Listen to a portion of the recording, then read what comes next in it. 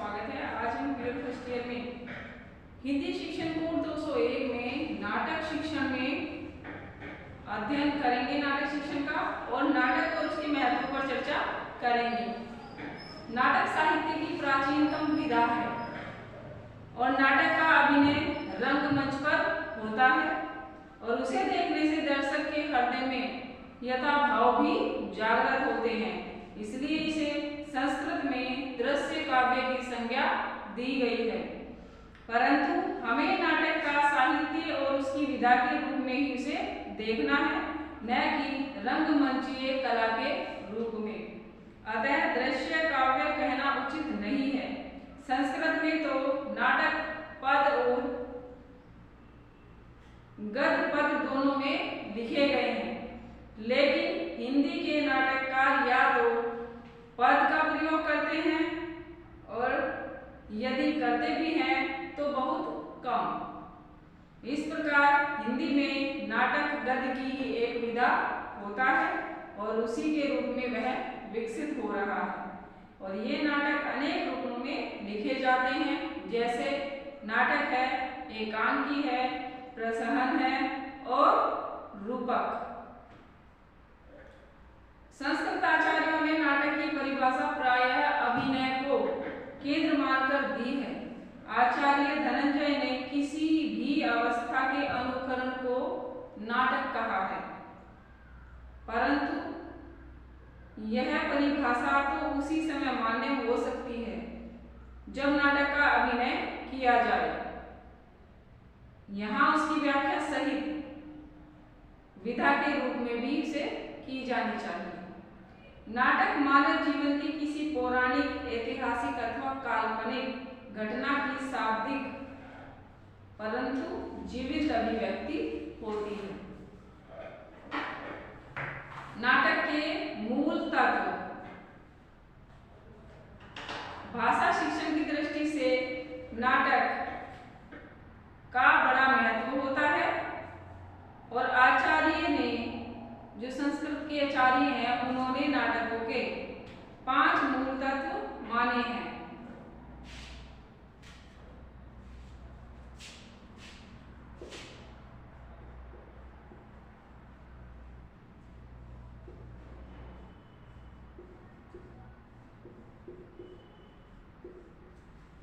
नाटक के मूल तत्व। संस्कृत आचार्यों ने नाटक के 5 तत्व माने हैं: कथावस्तु, नेता, रस, अभिनय और वृत्ति। पश्चात विद्वान 6 मूल तत्व मानते हैं, जो पाश्चात्य विद्वान हैं: कथावस्तु, पात्र, कथोपकथन, देशकाल, शैली और उद्देश्य। हिंदी साहित्य के समालोचकों और संस्कृत के आचार्यों और आंग्ल विद्वानों दोनों में इन दोनों का प्रभाव होता है। और जो हिंदी के समालोचक हैं में से अधिकतर विद्वान नाटक के 6 तत्व मानते हैं: कथावस्तु, पात्र एवं चरित्र चित्रण, संवाद अर्थात कथोपकथन, भाषा शैली, देशकाल और पर्यावरण। इनका पर्यावरण और उद्देश्य। हमारी दृष्टि से भी नाटक के 6 ही मूल तत्व होते हैं। एक 7वां तत्व और जोड़ देना चाहिए, वह तत्व है अभिनय। किसी भी विचार को अभिव्यक्त करके अभिनय के द्वारा दिखाना। किसी नाटक की समीक्षा इन्हीं 7 तत्वों के आधार पर की जानी चाहिए और इन तत्वों का संक्षिप्त परिचय यहाँ पर बताया गया है। कथावस्तु।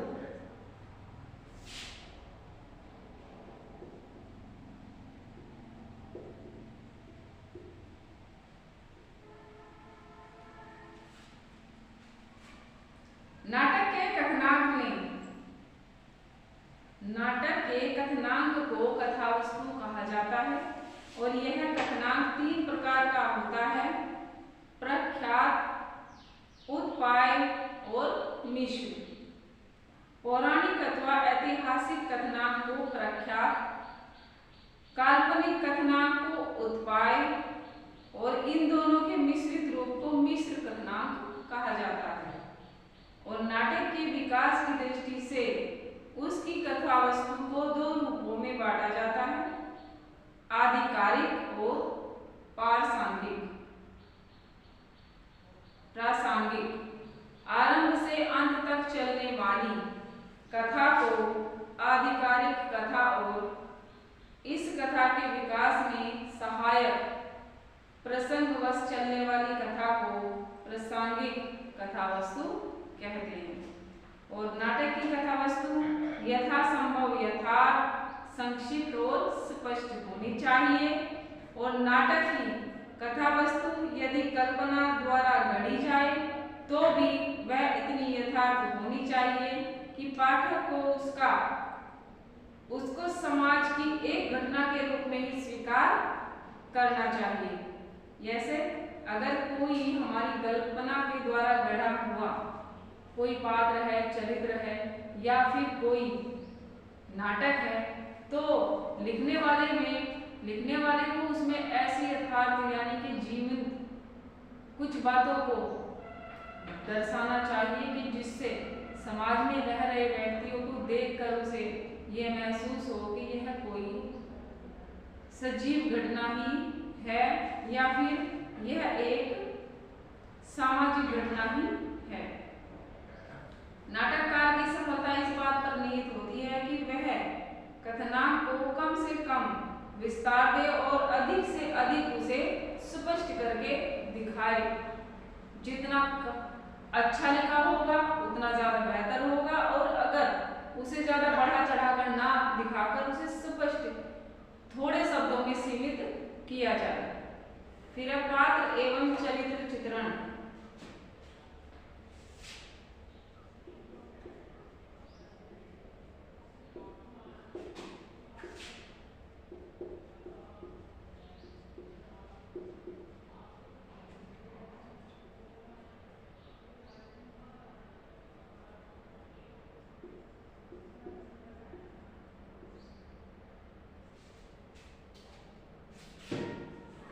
नाटक के कथनांक में भाग लेने वाले व्यक्तियों को पात्र कहते हैं और नाटक के सभी तत्व इन पात्रों पर ही आधारित होते हैं।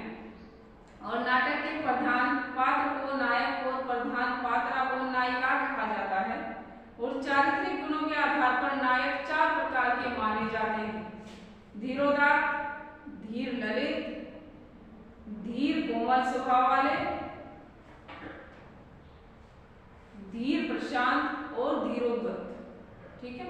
और श्रेष्ठ वृत्तियों वाले क्षमाशील, अहंकार शून्य एवं गंभीर नायक को धीरोदात्त, कमल स्वभाव वाले सुखवंशी और कलाविद और निश्चिंत नायक को धीर ललित, गंभीर और शांत प्रकृति वाले नायक को धीर प्रशांत और मायावी, अभिमानी एवं धोखेबाज नायक को धीरोद्धत नायक कहा जाता है।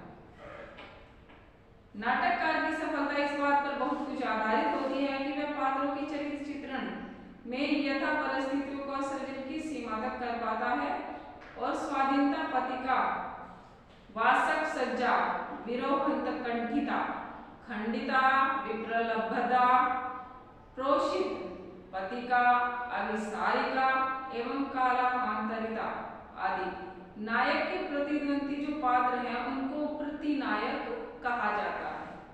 अब नंबर 3 संवाद और कथोपकथन।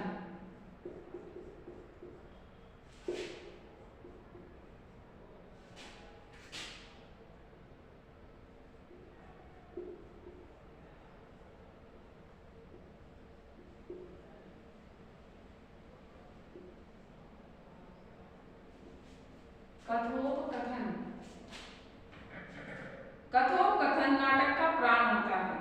यह 3 प्रकार का होता है: श्राव्य, अश्राव्य और नियत श्राव्य। जिस बात को पात्र सबके सामने कहता है उसे श्राव्य कथन कहा जाता है, और जो बात वह स्वयं से कहता है उसे अश्राव्य कथन कहा जाता है, और जो बात कुछ कहने सुनने योग्य हो अन्य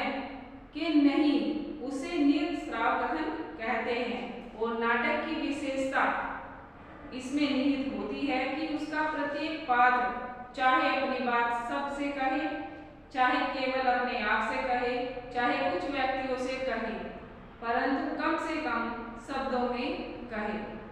कथोपकथन उसी स्थिति में प्रभावशाली होता है जब वह बोलचाल की भाषा में प्रभावपूर्ण ढंग से चलता है और उसका प्रत्येक शब्द संतुलित होना चाहिए। उसे उस स्थिति को स्पष्ट आभास भी होना चाहिए और पात्रों व चरित्रों का उद्घाटन होना चाहिए। अब है भाषा शैली।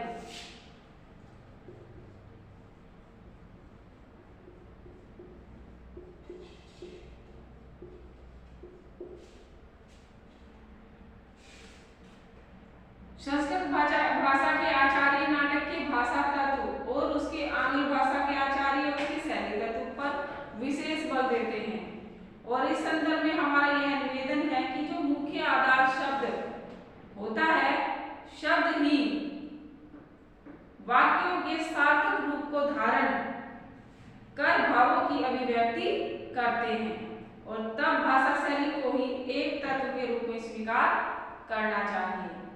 और अधिकतर विद्वान इस मत के मानने वाले हैं कि नाटकों में बोलचाल की सरल भाषा का प्रयोग करना चाहिए, परंतु हमें तो प्रसाद के विशुद्ध भाषा के लिखे नाटकों को पढ़ने में सामान्य भाषा में लिखे नाटकों की अपेक्षा अधिक आनंद आता है।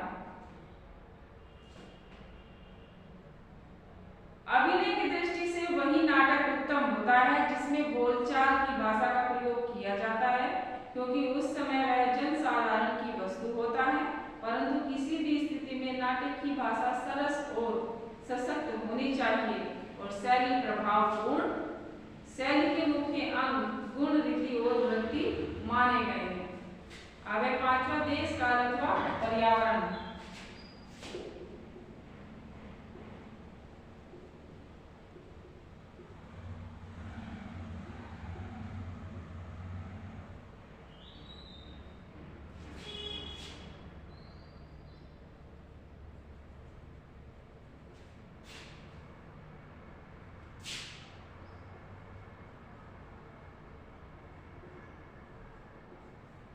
पर्यावरण। नाटक किसी पौराणिक, ऐतिहासिक अथवा काल्पनिक घटना पर आधारित होते हैं और नाटक की सफलता इस बात पर निर्भर करती है कि उसमें यथा घटना का कितना सचित्र और सजीव चित्रण उपस्थित है। इसके लिए नाटककार को यथा परिस्थितियों को उनके वास्तविक रूप में प्रस्तुत करना होता है और उस स्थान और उस काल के अनुसार उन पात्रों के नाम भी रखने होते हैं और उनकी वेशभूषा में निश्चित करनी होती है और उनकी भाषा निश्चित करनी होती है और इसके साथ साथ ही इस प्रकार उसी के अनुकूल उसका पर्यावरण भी तैयार करना होता है। यदि कोई नाटककार उसकी स्थिति और परिस्थिति के अनुकूल ही उसे सजीव चित्रण का रूप देता है तो वह अपने आप में एक उत्तम नाटक साबित होता है। फिर है उद्देश्य।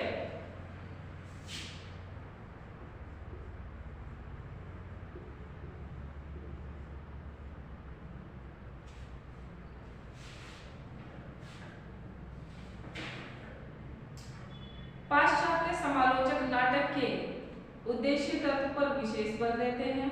उनका स्पष्टीकरण कि नाटककार पौराणिक या ऐतिहासिक घटनाओं का वर्णन करने के उद्देश्य से नाटक नहीं लिखता और उसके माध्यम से वह कुछ मूल्यों एवं आदर्शों को प्रस्तुत करता है। और शंकराचार्य को इस संबंध में अलग से ही मत शंकराचार्य जी का है कि उनका कहना है कि नाटक का मूल उद्देश्य पाठक, श्रोता अथवा दर्शक के हृदय में किसी रस विशेष का संचार करना होता है। इसलिए नाटक के जिस तत्व को हम उद्देश्य कहते हैं उसे वे रस कहते हैं। और इस संबंध में उनका यह कहना है कि नाटक का उद्देश्य चाहे पाठक, श्रोता अथवा दर्शक के हृदय में किसी रस का संचार करना हो अथवा उनके सामने मूल्य आदर्शों को प्रस्तुत करना हो, उनके आचरण को प्रभावित करना हो अथवा कोई अन्य उद्देश्य हो, परंतु उसकी प्राप्ति नाटककार को जितनी अधिक सफलता मिलेगी, नाटक उतना ही अधिक सफल माना जाएगा। फिर है अभिनय।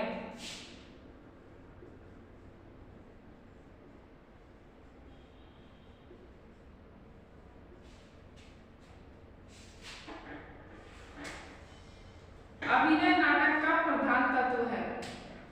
यदि किसी नाटक को रंगमंच पर अभिनय द्वारा प्रस्तुत नहीं किया जा सकता तो फिर उसे नाटक नहीं कहा जा सकता। और नाटक गद्य की अन्य विधाओं से इसी अर्थ में भिन्न होता है कि उसे रंगमंच पर उसी रूप में भी प्रस्तुत किया जा सके। अतः आवश्यक है कि नाटकों में दृश्य आदि का भी स्पष्ट वर्णन हो और पात्रों के रंग रूप वेशभूषा आदि स्पष्ट उल्लेखित हों। यह भी आवश्यक है कि दृश्य आदि को रंगमंच प्रस्तुत किया जा सके और उस प्रकार रंग रूप भी और पात्र एवं उनकी वेशभूषा भी उपलब्ध हो अथवा नाटक हो और उन्हें उपलब्ध कराया जा सके। पात्र के अनुकूल वेशभूषा, भाषा एवं उनका आधार से अभिनय भी सजीव सा हो और नाटकों में इन सब का निर्वाह भी होना आवश्यक है। आज के लिए बस इतना ही। हम फिर मिलेंगे नेक्स्ट वीडियो में, और नेक्स्ट वीडियो में हम नाटक शिक्षण के उद्देश्यों पर चर्चा करेंगे। तब तक के लिए धन्यवाद।